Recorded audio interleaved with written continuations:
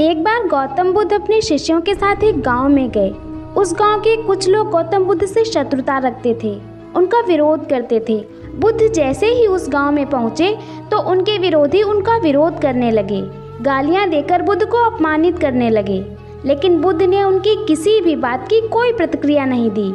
जब वे विरोधी गालियां देते देते थककर चुप हो गए तो बुद्ध ने कहा कि अगर आप लोगों की बात पूरी हो गई हो तो मैं जाऊं, क्योंकि मुझे दूसरे गांव पहुंचना है।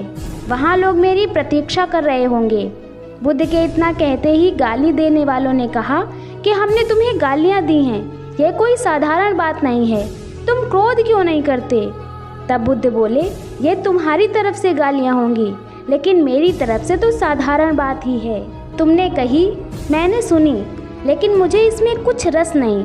अगर तुम लोगों को रस का मज़ा लेना था तो 10 साल पहले आना चाहिए था, तब मेरी तलवार खींच जाती, तब तुम्हारी गर्दन ज़मीन पर पड़ी होती, तब यहाँ लहू बह जाता।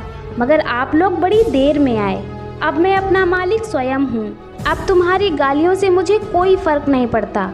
जब मैं पिछले गांव गया तो वहाँ लोगों ने मुझे मिठाइयाँ दी और मैंने उनसे कहा कि मेरा पेट भरा है। अब मैं तुमसे पूछता हूँ कि उन्होंने मिठाइयों का क्या किया होगा। तब उनमें से एक व्यक्ति ने कहा, क्या किया होगा, घर ले गए होंगे, अपने बच्चों में, घर परिवार में और चाहने वालों में बांट दी होंगी। बुद्ध ने कहा, वही तो मुझे तकलीफ़ हो रही है कि अब तुम क्या करोगे। तुम गालियाँ लाए और मैं कहता हूँ कि मैं लेता नहीं, मेरा पेट भरा हुआ है। अब तुम क्या करोगे। ले जाओ भाई, अपने घर परिवार में बांट देना, पत्नी बच्चों को दे देना, माता पिता और भाई बंधुओं में बांट देना, क्योंकि मैं तो लेता नहीं। तुम देते हो ये तुम्हारी मर्जी है, इसके लिए धन्यवाद, मगर मैं लेता नहीं। जब तक मैं किसी वस्तु को स्वीकार नहीं करता तो मुझे कैसे दे सकते हो, क्योंकि सिर्फ देने से ही सब कुछ नहीं होता, लेने वाला भी तो होना चाहिए।